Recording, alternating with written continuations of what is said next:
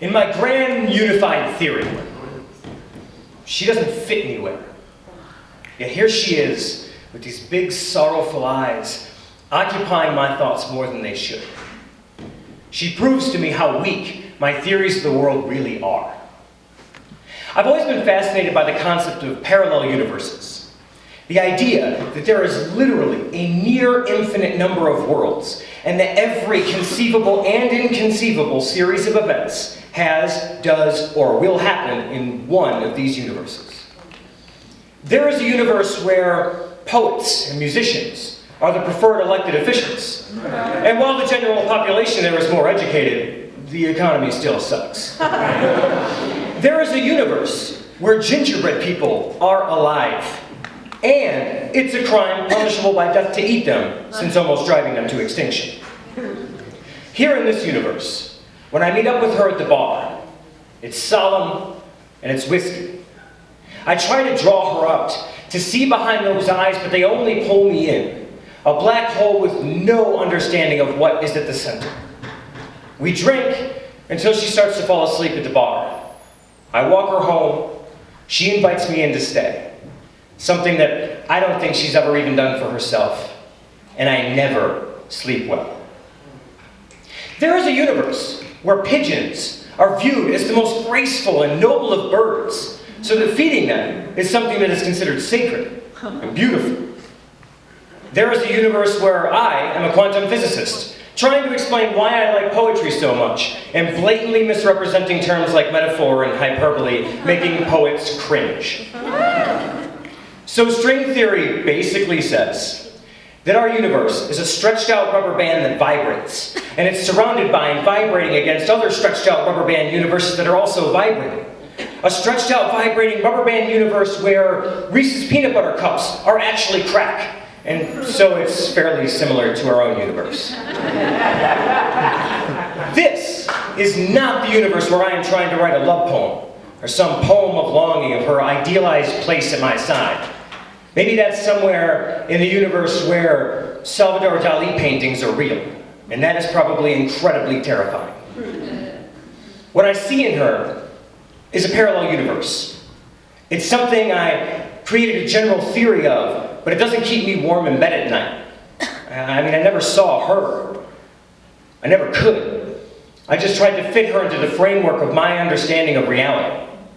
But that's the problem with any theory of everything, whether from science or ourselves, is we are always finding anomalies, quarks and dark matter that no matter how hard we try cannot be assimilated into our frameworks of what we think or want.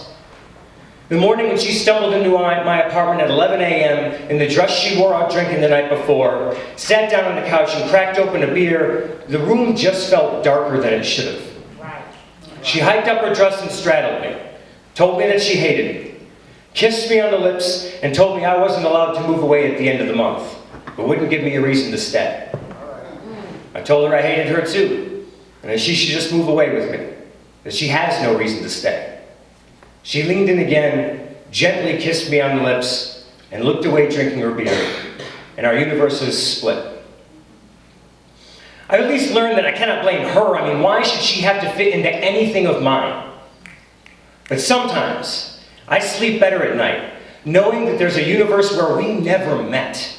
And I like to think of it as a distant one, the one whose vibrations aren't even the faintest echo here, an unaware howl. Other times, I sleep better at night knowing there's a universe where we met at the right time. And I like to think of that as a close one. Maybe one that vibrates right next to ours, sending reverbs like echoes through us every time we see each other here. You see, scientists theorize that gravity is the only thing that can traverse between these universes. Maybe that's why my heart drops when I see her. This weight I feel is circumstance, pulling any potential for our future underneath the surface. And the irrationality to me and in my emotions is that I just cannot understand her. And so I set out on this fool's errand, trying to use science, observation, and empirical facts in order to create some sort of understanding of who she is and why she affects me so much, leaving me with data that I still can't process, measurements I'm ill-suited to apply, anomalies of the frameworks I come to rely on, yet here she is shrugging as I drunkenly ramble about trying to understand, and she just looks through me. Maybe to a universe where she finds a way to open up and tell me everything. Only here, she just finds her whiskey, or a sigh, or my lips, stuck to me as an anomaly, dark matter. And so I moved away at the end of that month alone. And I found myself sitting on a park bench, eating gingerbread cookies, feeding some to the pigeons, admiring Dali, and I realized that maybe she is the perfect version of herself, only in the wrong universe. Thank you.